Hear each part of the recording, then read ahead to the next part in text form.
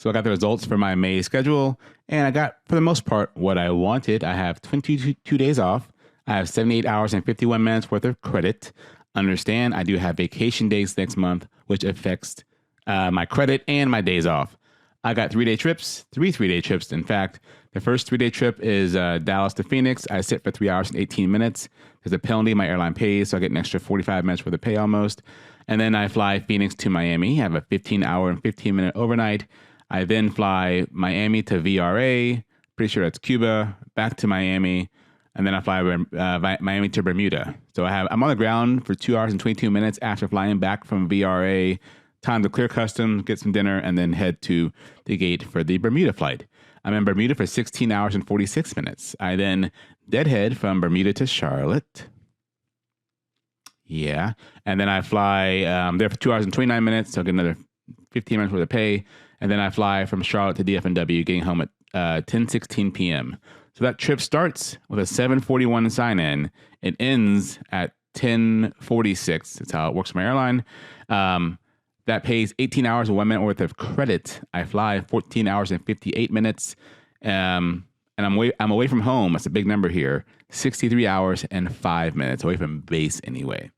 Now, for my Anchorage trips, they're both identical. I sign in at 3:42 p.m. on day 1. I then fly up to Anchorage. I'm there for 23 hours and 40 minutes. I then report back to the airport and I leave at Anchorage at 9:45 p.m., arriving in Dallas-Fort Worth at 7:21 a.m. Those trips have 15 hours and 45 minutes worth of credit, money coming to me. I fly 13 hours and 29 minutes. It's how it works at this airline. It's this airline. I get 5 hours and 15 minutes average per calendar day I go to work. And that trip, I'm away from home for 40 hours and 9 minutes. So this is the same, similar to my other trip, right? They're both 3-day trips. But the first trip with the Bermuda flying, I'm away from base for 63 hours and 5 minutes. This Anchorage trip, I'm away from base for 40 hours and 9 minutes. Big difference, right? The difference in pay credit is only 2 hours and 15 minutes. So the Anchorage trip is kind of a better deal for me overall. I do have to do a red eye back. I mean, it's a 6 hour and 36 minute red eye flight. A little bit rough, but I'm off the entire day before Anchorage. So I can take my kids to school, eat breakfast with them, yada, yada, have lunch with my wife. She works from home. Can't pick the kids up from school though, because I'd be at the airport at 3:42. But then when I get back, I'm back at 7:21 in the morning.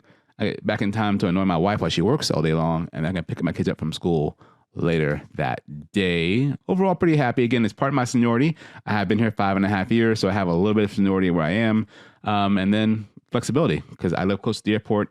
I don't care about start and end times. Like, for example, that first trip that went to Phoenix first has a 7:41 a.m. sign-in. That is not commutable. If you were a commuter, you had to come in the night before. It ends at 10:16 p.m. You can't go home that night, right? It's not commutable. But for me, I can drive home. Short, well, kind of a long video now. Hope that helps in demystify airline schedules. Have an awesome day, and thank you for stopping by.